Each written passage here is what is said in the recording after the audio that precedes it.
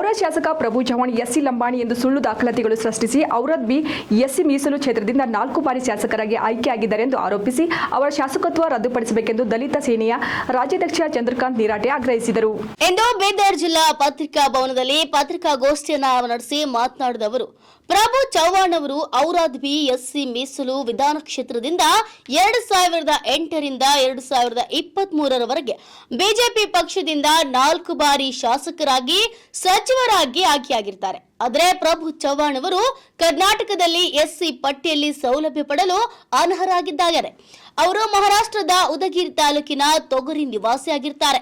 ಮಹಾರಾಷ್ಟ್ರದಲ್ಲಿ ಬಂಜಾರ ಸಮುದಾಯಕ್ಕೆ ಸೇರಿದವರಾಗಿರ್ತಾರೆ.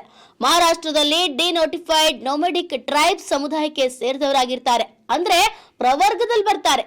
ಆದರೆ ಕರ್ನಾಟಕ ಕಾನೂನಿಗೆ ಹಾಗೂ ಬೀದರ್ ಚುನಾವಣಾಧಿಕಾರಿಗಳಿಗೆ ತಪ್ಪು ಮಾಹಿತಿ ಹಾಗೂ ಸುಳ್ಳು ಜಾತಿ ಪ್ರಮಾಣ ಪತ್ರವನ್ನ ತೋರಿಸಿ ನಾನು ಎಸ್ಸಿ ಪಟ್ಟಿಯಲ್ಲಿ ಲಂಬಾಣಿ ಜಾತಿಗೆ ಸೇರಿದವನಾಗಿರ್ತೇನೆ ಎಂದು ವಂಚನೆ ಮಾಡಿರ್ತಾರೆ ಎಂದು ಚವ್ಹಾಣ್ ವಿರುದ್ಧ ಸಾಲು ಸಾಲು ಆರೋಪಗಳನ್ನ ಮಾಡಿ ಅವರ ಜಾತಿ ಪ್ರಮಾಣ ಪತ್ರವನ್ನ ಕೂಡಲೇ ರದ್ದುಪಡಿಸಿ ಶಾಸಕ ಸ್ಥಾನದಿಂದ ವಜಾಗೊಳಿಸಬೇಕೆಂದು ಆಗ್ರಹಿಸಿದರು.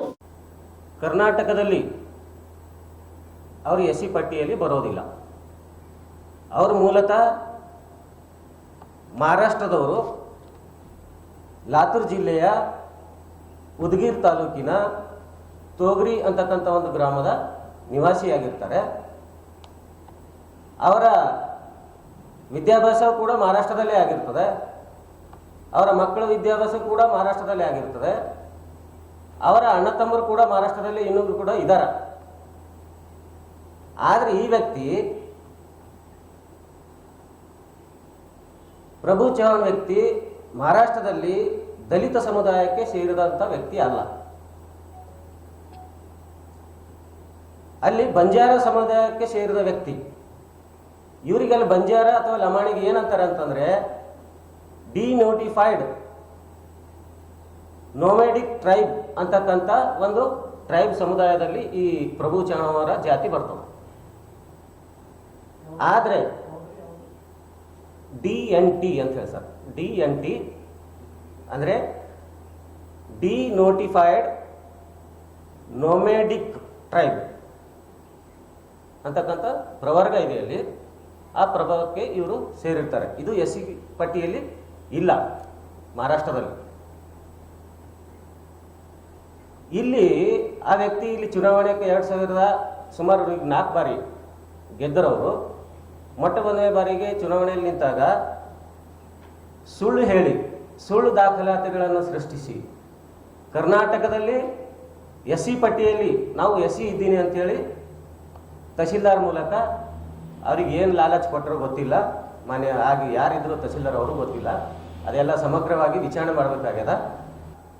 ತುರ್ತಾಗಿ ಪ್ರಭು ಚವ್ಹಾಣ್ ಅವರ ಏನು ಕೇಸ್ ಇದೆ ಆ ಕೇಸ್ ವಿಚಾರಣೆನ ಕೋರ್ಟ್ ಇಮಿಡಿಯೇಟಾಗಿ ನಡೆಸಬೇಕು. ನೀವು ಇಮಿಡಿಯೇಟಾಗಿ ನಡೆಸಿ ಪ್ರಭು ಚವ್ಹಾಣ್ ಅವರ ಅರ್ಜಿಯನ್ನು ಅಂದರೆ ಕಾಸ್ಟ್ ಸರ್ಟಿಫಿಕೇಟನ್ನು ರದ್ದು ಮಾಡಬೇಕು ಮತ್ತು ಜಿಲ್ಲಾಡಳಿತಕ್ಕೆ ಸೂಚನೆ ಕೂಡ ಕೊಡಬೇಕು. ಇಮಿಡಿಯೇಟಾಗಿ ಪ್ರಭು ಚವ್ಹಾಣ್ ಅವರ ಅರ್ಜಿಯನ್ನು ತಿರಸ್ಕಾರ ಮಾಡ್ತಕ್ಕಂಥ ಕೆಲಸ ಆಯುಕ್ತರು ಮಾಡಬೇಕಾಗಿದೆ. ಇನ್ನು ಹಿಂಗೆ ಮುಂದೆ ಹೋದರೆ ನಮ್ಮ ಜನರ ಮೇಲೆ ಪರಿಶಿಷ್ಟ ಜಾತಿ ಎಸ್ಸಿ ಯಾವುದೇ ಜನ 101 ಜನರ ಸಮುದಾಯದ ಜನರಿಗೆ ಮೂರ್ಖರನ್ನು ಮಾಡಿದ್ದಾನೆ. 101 ಜಾತಿ ಎಸ್ಸಿ ಪಟ್ಟಿಯಲ್ಲಿ 101 ಜಾತಿಗಳು ಬರ್ತಾವ, ಸಣ್ಣ ಸಣ್ಣ ಬರ್ತಾವ. ಅವ್ರ ಎಲ್ಲ ಹಕ್ಕುಗಳನ್ನು ಪ್ರಭು ಚವ್ಹಾಣ್ ಕಸ್ಕೊಂತಿದ್ದಾರೆ.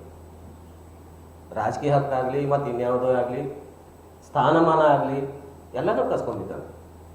ಆದ್ದರಿಂದ ಇಮಿಡಿಯೇಟ್ ಆಗಿ ಪ್ರಭು ಚವ್ಹಾಣ್ ಅವರ ಕಾಸ್ಟ್ ಸರ್ಟಿಫಿಕೇಟನ್ನು ಏನು ಡೂಪ್ಲಿಕೇಟ್ ಏನು ಕಾಸ್ಟ್ ಸರ್ಟಿಫಿಕೇಟ್ ತಗೊಂಡಿದ್ದಾರ,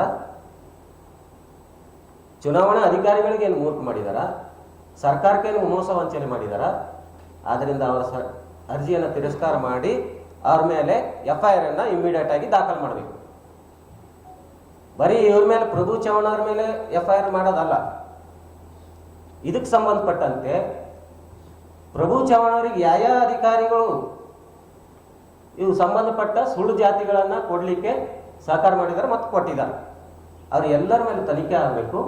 ಅವ್ರ ಎಲ್ಲರ ಮೇಲೆ FIR ಆಗಬೇಕು, ಅವ್ರಿಗೆ ಅರೆಸ್ಟ್ ಆಗಬೇಕು, ಅವ್ರಿಗೆ ಜೈಲಿಗೆ ಹಾಕಬೇಕು ಅಂತಕ್ಕಂಥ ಒತ್ತಡ ನಮ್ದಿದೆ.